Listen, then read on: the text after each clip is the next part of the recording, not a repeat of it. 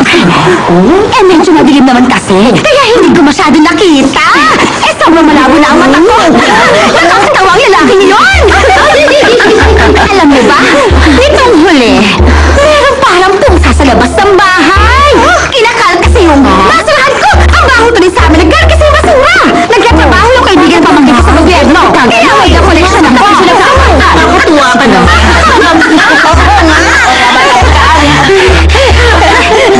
Kumain ka pa dyan na atulay. Sino ang babaeng yan? Ngayon ko lang siya nakita. Ano? Miss! Anong ginagawa mo dyan?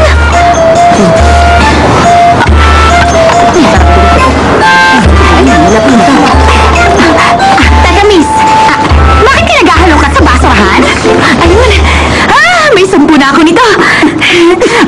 Miss, hindi mo makukuha yung fake coupon na nakuha mo sa basurahan. Ano ka ba, nakakahiya ka naman? Ibigay mo nga sa akin yan. Hindi!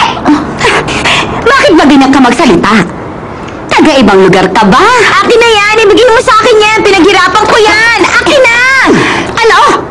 Nakuha mo yan sa basura na ibang tao? Paano yung naging sa'yo? Sige nga! May pulubi agad kayo umaga sa lugar to! Nakakainis naman! Umalis ka! Alis! Umalis ka dito! Akin na! Umalis ka yan! Akin na! Alam mo ba, ngayong kulang na kumpleto at pwede ko nang ipalit ito ng pagkain. Tapos kukunin mo sa akin yung ganun na lang. Akin na.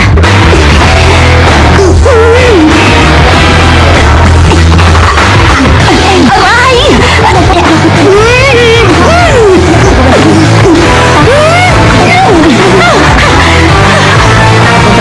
sa'yo na lang yan!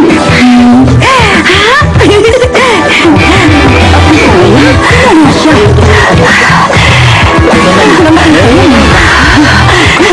Madamdaw! Pwede mo kung patatin lang naman siya pero natalo ka niya ng ganun lang? Anong patatin? Ikaw kaya subukan mo! Tingnan ko lang siya halos maihina ako sa pantalon ko! Hindi siya normal na tao. Sa pamamagitan nito, ililibre ko si Dewang ng masarap na pagkain.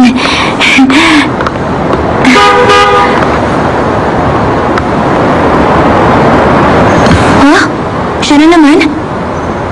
Talagang sinusundan niya ako. Hindi ka matatakot makipaglaban sa isang tao. Kayang-kaya mo sila. Mayaman ka naman pala. Dahil meron ka lahat nito, oh.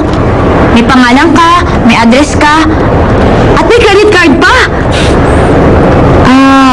Park Dongju palang pangalan mo. Sa ngayon ako si Park Dongju. Oh? Ba, meron ka rin ito?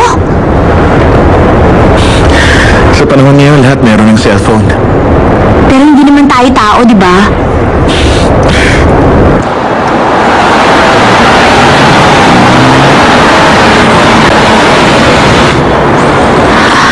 May mga pulis sa paligid, kaya mag-seatbelt ka. Huh?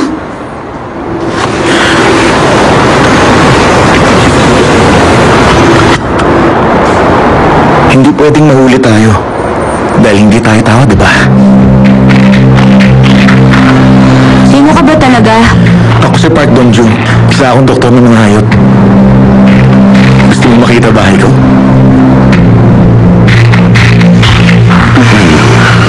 Maganda ang pagkakakuha nito.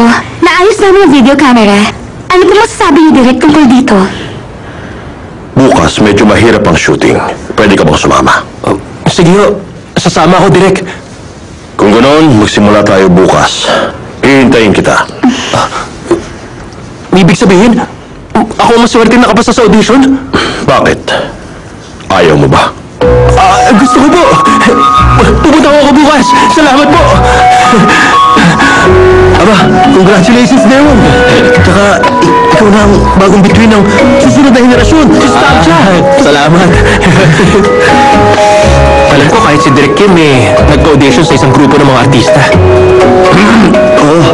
Sa susunod si Starcha naman ang magiging lead actor. Oo naman, no? Pelikula yata ni Direk Kim to. At pagkatapos ano? Hoy, ikaw dyan, baguhan. Bumili ka na nga lang ng maiinom. Gusto mo mamatay?